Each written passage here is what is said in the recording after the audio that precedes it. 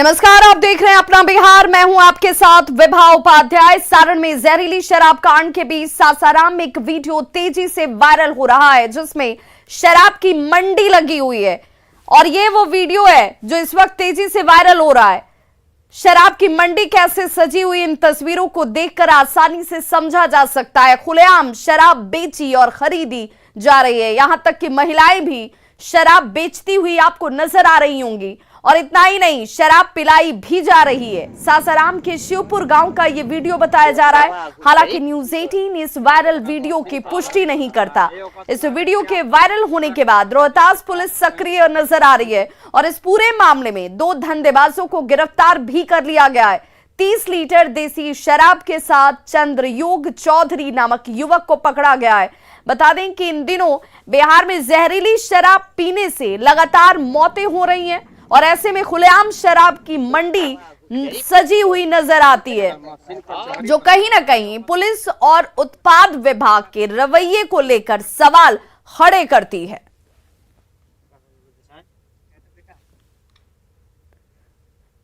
तो बिहार में जहरीली शराब से मौत का यह आंकड़ा बढ़कर 82 तक पहुंच चुका है। बिहार में 6 साल पहले लागू शराबबंदी के बाद से जहरीली शराब पीकर मरने वालों की ये सबसे ज्यादा संख्या है। इस जहरीली शराब त्रासदी को लेकर राष्ट्रीय मानवाधिकार आयोग ने बिहार सरकार और राज्य के पुलिस महानिदेशक को नोटिस जारी कर दिया है। 3 तस्वीरें इस वक्त आपके टीवी स्क्रीन पर हैं। पहली तस्वीर सारण की, जहां सबसे ज्यादा मौतें हुई हैं जहरीली शराब पीने की वजह से। 75 लोगों ने अपनी जान गंवा दी है। हालांकि अगर प्रशासनिक आंकड़े की बात की जाए तो प्रशासन ने 34 मौतों की अभी तक पुष्टि की है। वहीं सीवान की बात कर लेते हैं। सीवान में कल 5 लोगों की संदिग्ध मौत हो गई, जबकि बेगूसराय में 2 लोगों ने दम तोड़ दिया। इस जहरीली शराब के शिकार वे लोग हैं जो मजदूरी करके जीते हैं। ये इतने गरीब हैं कि इनकी मौत के बाद इनका अंतिम संस्कार करने के लिए भी परिवार वालों को कर्ज लेना पड़ रहा है।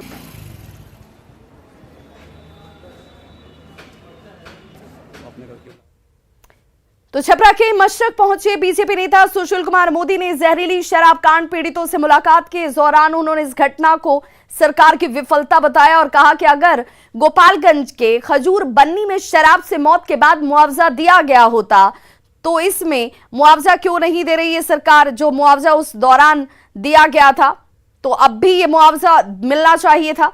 सुशील कुमार मोदी ने सारण के एसपी पर भी कार्रवाई की मांग की है।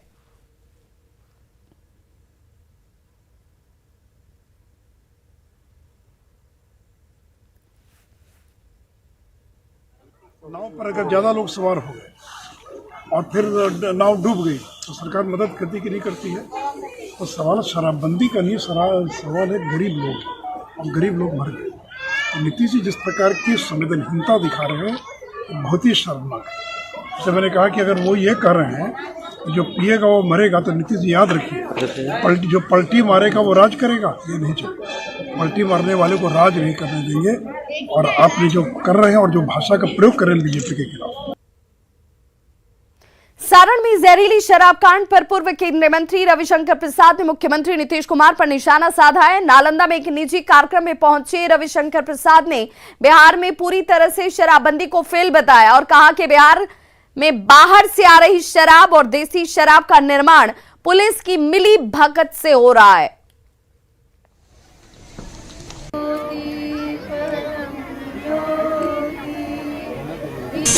क्या हो गया उनको, किस तरह की भाषा का प्रयोग कर रहे हैं वो। उनकी सरकार बिल्कुल असफल हो गई है नशाबंदी को क्रियान्वित करने में। पुलिस क्यों फेल कर रही है, कितने निर्दोष मरेंगे, 1000 लोग मर चुके अब तक, क्या मतलब है इसका। और वो बोलेंगे शराब पियोगे तो मरोगे। ये 17 साल से मुख्यमंत्री हैं और इतने संवेदनहीन हैं। हम शराबबंदी का विरोध नहीं कर रहे हैं, लेकिन ये शराब आती कहां से है और जहरीली शराब बनती कैसे है, क्या उनकी पुलिस की मिली भगत नहीं है। तो उधर केंद्रीय मंत्री गिरिराज सिंह ने सीएम नीतीश कुमार से अपनी जिद छोड़ने और शराबबंदी पर सर्वदलीय बैठक बुलाने की मांग की है। मुख्यमंत्री जी को एक ही आग्रह करूंगा, जो पिएगा वो मरेगा, मर ही रहा है। हजारों की संख्या पार कर गया है। क्या मुख्यमंत्री जी आपका दायित्व नहीं है कि आपके लॉ एंड ऑर्डर की खराबी के कारण ये हो रहा है? आपका भय खत्म हो गया है? मैं तो आपसे निवेदन करूंगा कि जो पिएगा मरेगा, शराबबंदी के पक्ष में हम भी हैं, लेकिन आप अपने जिद पर अड़े हैं। जिद पर अड़े ना रहें। तो शराब कांड के पीड़ितों को मुआवजा नहीं देने के सीएम नीतीश के बयान पर नेता प्रतिपक्ष विजय सिन्हा ने निशाना साधा है। उन्होंने कहा कि सरकार को न सिर्फ शराब कांड के पीड़ितों को मुआवजा देना होगा, बल्कि उन तमाम लोगों के आश्रितों को भी मुआवजा देना होगा जो आपराधिक घटनाओं में मारे गए हैं।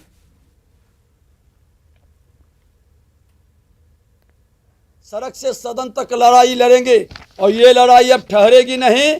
बिहार के अंदर इन गरीबों का, इन मासूमों का मुआवजा मिलना चाहिए और सिर्फ जहरीली शराब से मरने वाले को नहीं, जो भी अपराधियों के गोली का शिकार हो रहा है उसका परिवार जो अनाथ बन रहा है, जिसके छोटे छोटे बच्चे, उसकी विधवाएं की दहाड़, उसका दर्द सुनाई नहीं पड़ रहा है। बहरी गूंगी सरकार को, इस सरकार को सजग करने के लिए हम लोग लड़ाई लड़ेंगे सड़क से सदन तक।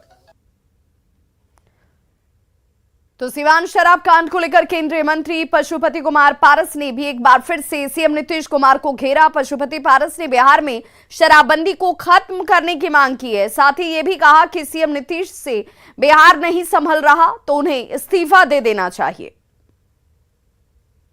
कानून लागू है, बावजूद इसके जहरीली शराब से लोगों की मौत हो रही है, आंकड़े बढ़ रहे हैं, क्षेत्र बढ़ रहा है। ऐसे में राष्ट्रीय लोक जनशक्ति पार्टी के तमाम सांसद, खुद केंद्रीय मंत्री पशुपति पारस इसके खिलाफ धरने का प्रदर्शन कर चुके हैं, धरने पे बैठे हैं और साफ तौर पे कहना है कि अब इस तरीके से बिहार में शराबबंदी कानून नहीं चलेगा। केंद्रीय मंत्री पशुपति पारस हमारे साथ हैं।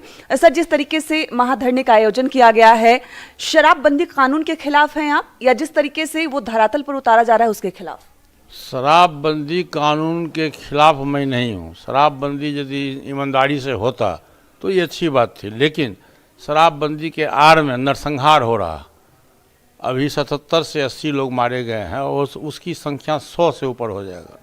फिर मैं कल टीवी में देख रहा था कि बेगूसराय में 5 लोग शराब पी के मर गया, सिवान में 4 लोग शराब पी के मर गया। तो इस तरह से आप देखे होइएगा, 1 महीना पहले हमारे क्षेत्र में एक ट्रक ड्राइवर ने शराब पी करके 8 बच्चे को कुचल दिया, मर गया। तो रोज़ आए दिन रोज़ हत्याएँ हो रही है, रोज़ मारा जा रहा है। और सबसे दुखद बात यह है, इतनी बड़ी बड़ी घटना है, बगल में छपरा है, इतनी बड़ी घटना घटी है, लेकिन बिहार सरकार का कोई भी मंत्री वहाँ जाने का हिम्मत नहीं किया। मुख्यमंत्री की बात तो छोड़ दीजिए, डिप्टी सीएम की बात छोड़ दीजिए, कोई भी एमपी या एमएलए वहाँ नहीं किया। जितनी भी बड़ी घटना घट रही है, महनार में घटना घटी, 8 बच्चे की मृत्यु हुई, वहाँ भी बिहार सरकार का कोई मंत्री नहीं किया, कोई विधायक नहीं किया।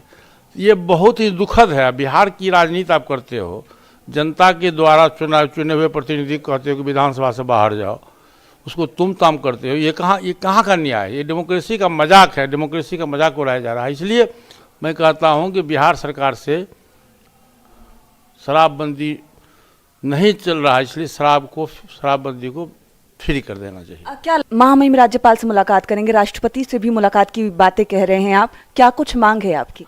हम लोगों की पार्टी का स्पष्ट मांग है कि बिहार में लॉ एंड ऑर्डर चरमरा गया है, बिहार में शासन नाम की कोई चीज़ नहीं है। महामहिम से हम लोग ज्ञापन देंगे कि बिहार में इस विशेष परिस्थिति में बिहार सरकार को बर्खास्त करने के लिए राष्ट्रपति शासन लागू करिए और भारत सरकार को अपना भेजिए, अनुशंसा भेजिए।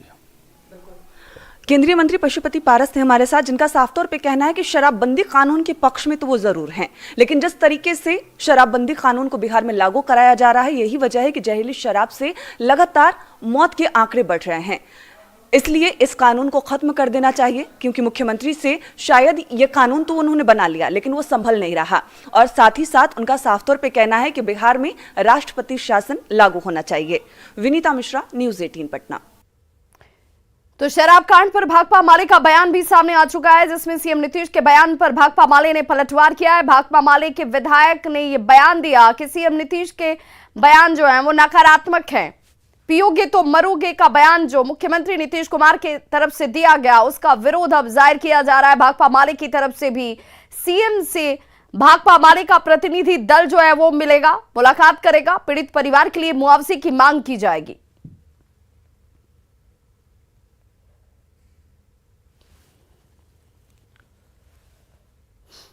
ये नकारात्मक बयान है, ये नकारात्मक बयान है, ये प्रतिक्रिया स्वरूप बयान है। के बाद जो उसके घर परिवार जो अनाथ हो, ये बयान ऐसे नहीं देखा जाए। सुनिए, ये जो अचानक झटके से भाजपा जो घड़ियालो आंसू बहा रहा है, वो जो चैंपियन बनने चाहता है, इसीलिए भाजपा के रिएक्शन में एक रिएक्शन किस्म का बयान है। बिल्कुल मुख्यमंत्री जी को धीरज धरना चाहिए, सब्र करना चाहिए, नहीं करना चाहिए। परिवार का क्या कसूर है? आप जो महिलाओं को जागरण का अभियान चला रहे हैं, बच्चियों को पढ़ा रहे हैं, साइकिल दे रहे हैं, वगैरह कर रहे हैं, तो उस परिवार का वो कोई किसी बच्ची का बाप सुनता है? शराबी उसकी पत्नी का बात वो सुनता है, तो पत्नी के प्रति तो सहानुभूतिशील हैं आप। हम लोग उसको समझाएंगे कि सर इस तरह से बयान रिएक्शन है और इसको वापस लेना चाहिए। अगर कोई रिएक्शन भी बयान है तो हम वापस भी लेते हैं। मुजफ्फरपुर में पुलिस ने एक बार फिर से 1 करोड़ से ज्यादा की शराब को जब्त किया है। मामला सदर थाना के नारायणपुर अनंत इलाके का है, जहां पर पुलिस ने जलावन लदे ट्रक की तलाशी ली, जिससे भारी मात्रा में विदेशी शराब बरामद की गई है। जब्त शराब की कीमत 1 करोड़ रुपए से अधिक आंकी जा रही है। 2 दिन पहले भी मनियारी थाना इलाके से पुलिस ने 1 करोड़ से ज्यादा के विदेशी शराब को जब्त किया था। सूचना के आधार पे कार्रवाई हुई है नानपुर के पास जो है बाजार रोड में, और उसमें एक ट्रक जिसमें चायदा भरा हुआ है, जदारम भरा हुआ है ऊपर में दिखाने के लिए, और नीचे शराब की जो है कार्टन पाई गई है। फर्दर कार्रवाई की जा रही है। जनसुराज पद यात्रा के दौरान चुनावी रणनीतिकार प्रशांत किशोर ने एक बार फिर से सीएम नीतीश कुमार पर तंज कसा है। शिवहर में प्रशांत किशोर ने कहा कि बिहार नीतीश कुमार की जागीर नहीं है कि वो तय करेंगे कि बिहार के सीएम की कुर्सी पर किसे बिठाना है, क्योंकि ये बिहार की जनता तय करेगी। साथ ही ये भी कहा कि 2025 की जगह नीतीश कुमार को अभी ही तेजस्वी को कुर्सी सौंप देनी चाहिए, ताकि जनता को भी पता चल सके कि तेजस्वी बिहार को कैसे चला रहे हैं। बिहार कोई नीतीश कुमार की जागीर थोड़ी ना है, जिसको अपना चेहरा बनाना है दल का बना दे। लेकिन बिहार की जनता तो ये भी देखेगी ना कि आप नेता होने के नाते, सामाजिक कार्यकर्ता होने के नाते, राजनेता होने के नाते, मंत्री होने के नाते आपने काम क्या किया। लेकिन मोटे तौर पर मैं यही उस पर टिप्पणी करूंगा कि नीतीश जी को 2025 तक का इंतजार नहीं करना चाहिए। तेजस्वी को अभी मुख्यमंत्री बना देना चाहिए, ताकि लोग ये देख पाएं कि तेजस्वी यादव में कितनी काबिलियत है और कितना बढ़िया वो बिहार को चलाते हैं, कैसे बिहार की व्यवस्था को सुधारते हैं।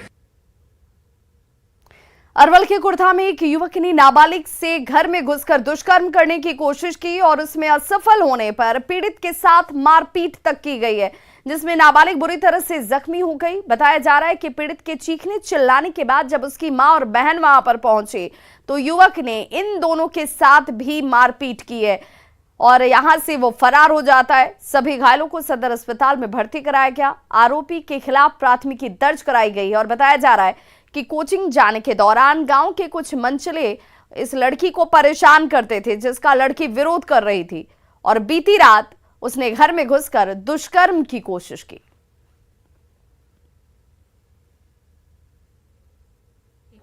तो अचानक से गेट खुला हुआ था, रूम में घुस गया। मैं चिल्लाई तो अम्मी उधर से आई, आप भी उधर से आई। अम्मी आप ही बचाई मेरे को, उसके हाथ पे मार दिए डंडा से। बाप डंडा लेके घुसा, डंडा से मार दिए और फिर मेरी अम्मी बचाने आई तो अम्मी के मार का हाथ तोड़ दिया, फिर मेरे सर पे वार किया। हम बचाने के मेरा हाथ तोड़ी, ये बचाने के जिसको बेहोश करके हमारे हाथ तोड़ के उसका सिर फाड़ा। कोई माँ चाहेगी, माँ बचावेगी ना। पुलिस के यहाँ जो आप गए तो क्या हुआ उसके साथ? पुलिस के गए तब पुलिस के यहाँ थाना में हम लोग केस दिया तो वहाँ वो भी पहुँच गया था।